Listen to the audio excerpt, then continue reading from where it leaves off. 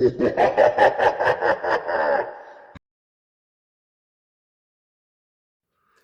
here we are, the 2020s.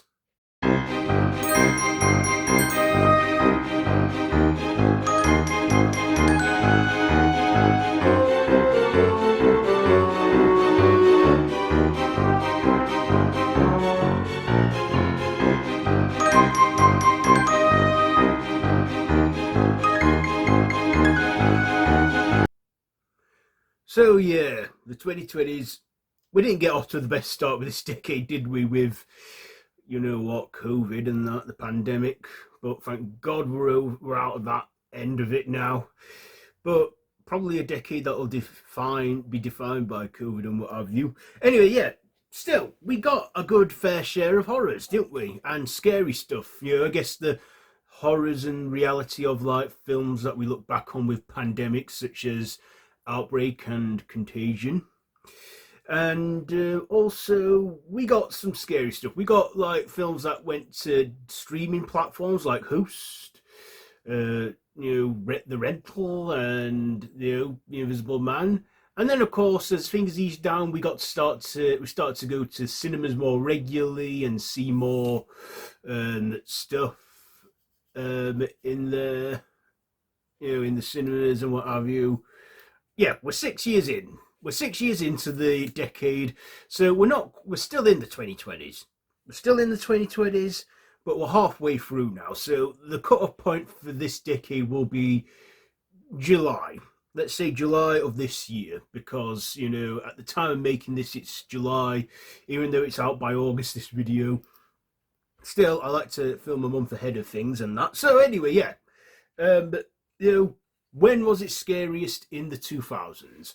Well, like I said, it was a scary start to the decade, but I've got I've managed to pick my top three. But before that, I want to throw in honourable mentions. One honourable mention going to the film Together that came out last year, where we follow a couple that become part of this curse, where they start to get close together and, well, eventually, they give into the curse and, like Spice Girls say, to become one. Another moment in the 2010s, I would say, is from Five Nights at Freddy's. I mean, yeah, the film's PG-13, but I like that it got adapted into a film at last, and has some small unsettling moments. I would also probably say as well, we got quite a lot of spooky horrors and what have you that we've seen in this decade so far. Another mention that I want to throw out there is in another recent horror called Backrooms. Obviously, you know the story behind it. Started off as a 4chan post, became its own creepypasta, and then got into a film made this year in May. And the director, 20 years old, has already broken records with his achievement on this movie. And one of the scenes that I find eerie is when he first enters the back rooms and basically I don't know what he's going to find, or what, I get the dreaded feeling that something's jumping out, and this was a good film too. So yeah, that is just another honourable mention that I want to throw in there. So I'm going to shut up now and get to the top three, with what we are here for. So coming in at number 3, it is, the bedroom scene, The Invisible Man. Yes, Lee Whannell reinvented H.G. Wells' classic, and didn't plant things in motion for like a cinematic universe like the last Universal monster film before that did, The Mummy. But I'm going to go with the scene where she's in the room, where she's asleep in bed, and she's got out of her abusive relationship with her scientist boyfriend Adrian Griffin, but thinks that he might still be alive after he faked his suicide, and is sneaking around, like the bit where she's sees him sitting in the chair. That's quite eerie, I think. And when she's pulling the covers back and he's stood on them, spooky. Yeah, this film has quite a lot of uneasy moments, and Elizabeth Moss, you know, did a great performance in this one. And yeah, they changed the formula up with it not being a formula that makes him invisible, but a suit. And even that scene where she gets the suit, finds the suit, apparently it tapped the fear of a lot of people that have a fear of holes or something. Yeah. Okay, my number two, it is the Smile entity's true form, Smile. So this started off as a short film called Laura Hasn't Slept, and I consider it canon given that the same actress from that short comes back in the opening act of Smile, where she has that sinister smile after she succumbs to the curse. And then our main protagonist, Rose, played by Sosie Bacon, has to find a way to lift this curse or get out of the curse before her 6 days are up. And of course, we do get a glimpse of her where she thinks she's beat the entity, but of course, that's just the entity toying with her. We find out that she's not rid of this monster at all. And then in the finale, we see the creature sort of remove its disguise and reveal its true form, where it is a tall, skinless humanoid monster with rows of smiling jaws, and it puts her in a trance and enters her and takes possession of her. And of course, her ex-boyfriend Joel, who's helping her out, arrives only to find that she's now taken over by the entity, and she burns herself, passing the curse to him. And that led to a great sequel as well, which I thought was just as good as the first one, maybe even better. But the first one, I was unaware of how this goes down, and seeing that entity, it's like hideous and ugly and that. And we do see its true form again at the end of the second film, but I think the scene where we first see it is more effective, and I like that, and it is a scary moment.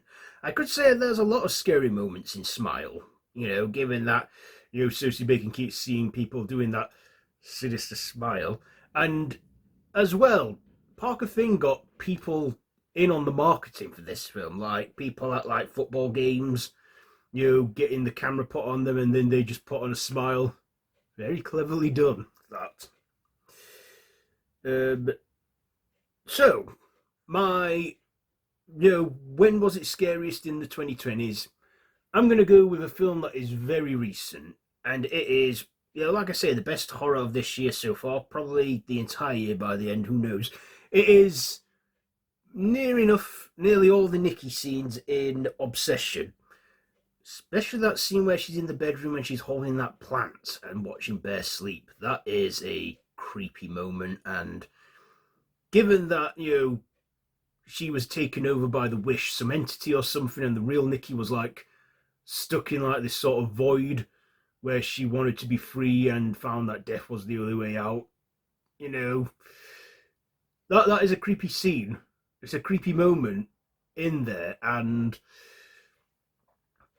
basically Bear, who is a bit of a wimp and won't admit his feelings and tell Nikki how he feels about her, buys this one wish willow from a crystal shop where he was going to give it to her, but then makes the wish that she could love him more than anyone in the entire world and snaps it. And of course he gets that wish, but starts off great, but then it becomes an obsession as this whole thing takes over Nikki. And even now, I'm looking at I've dissected this film. I've seen videos of people theorizing, looking into it, and it seems to feel more worse the deeper I go down this rabbit hole. And there's even some moments have become a meme, like and memorable, like the scene where she's in the restaurant shouting, "No, no, no, don't do that," and the weird stuff she does, like tapes the door shut, stands in her own shit and piss when he goes to work and she's still at home stood there. Even when she unburies his dead cat and puts it in a sandwich and makes a shrine. It's weird, it's creepy. Her freaky, his freaky Nikki. So yeah, I think that is when the 2020s was scariest. so far in this decade. We still have 4 more years to go in this decade. You know, we got 2027, 2028, 2029. So, like I say, you know, there's more horrors to come in this decade. But like I said, we're halfway in.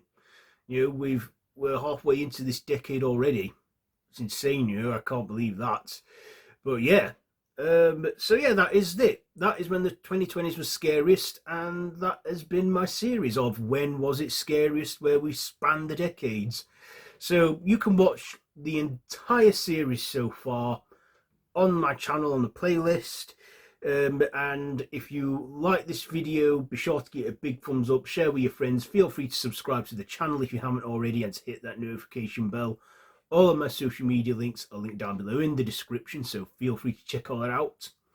So yeah, that's it for this one. When do you think this decade was the scariest? Let me know. So yeah, until next time, don't have nightmares.